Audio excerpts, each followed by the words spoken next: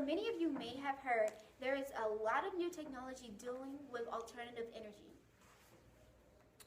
For those of you who don't know what alternative energy is, it's power that comes from sources that are not going to run out.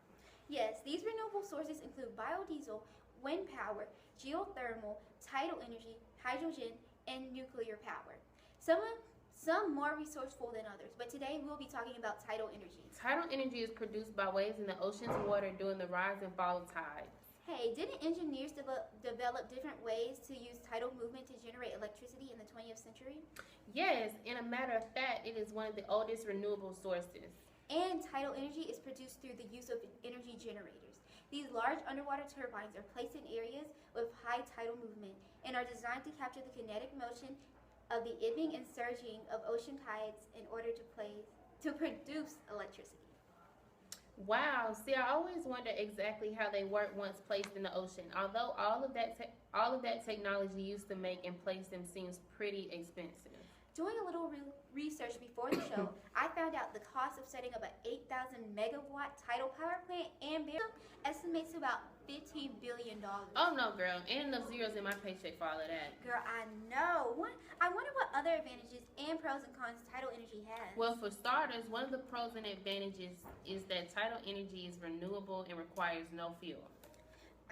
Requiring no fuel equals no pollution. Sounds like the greenhouse effect would go more slowly if we had more tidal power plants around the world. The cost of them probably plays a role in that. Then plus placement of them is very specific and most of the locations are remote. True.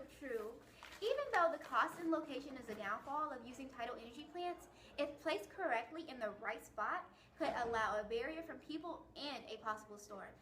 So in the long run, spending that few $1 billion can save up money over the course of years. Thinking ahead, how long does a tidal power plant last? They can last up to 100 years. Shoot, by that time, my great-grandchildren gonna be old and gray, chilling. Wow, a tidal power plant charging up their holograph iPhone 87X Plus. Exactly, that's surprising they can last so long. I know. Imagine the beneficial effects hundreds of tidal energy turbines would have on the environment. But what about the effect on marine life? Although there is a little research on that, it is possible that turbines can disrupt fish migration. Right now in the UK, scientists are developing sonar systems that will monitor fish that pass through the location and how they interact with the tidal wave generators. Oh yeah, I've heard about that before. And the sonars will give scientists precise info on if the fish act differently around renewable energy devices. Exactly. The current environment conditions on our planet is anything but good. Therefore, only environmentally friendly energy sources should be developed further. Right. Tidal energy seems like the way to go if the world would go green. Even if there are some questionable things we have no answers to yet, there are still many tests to be done to get the perfect solution on alternative energy. To sum it all up, we have talked about the possible disadvantages of the tidal energy has, like possible impact on marine life, location restrictions, and expense.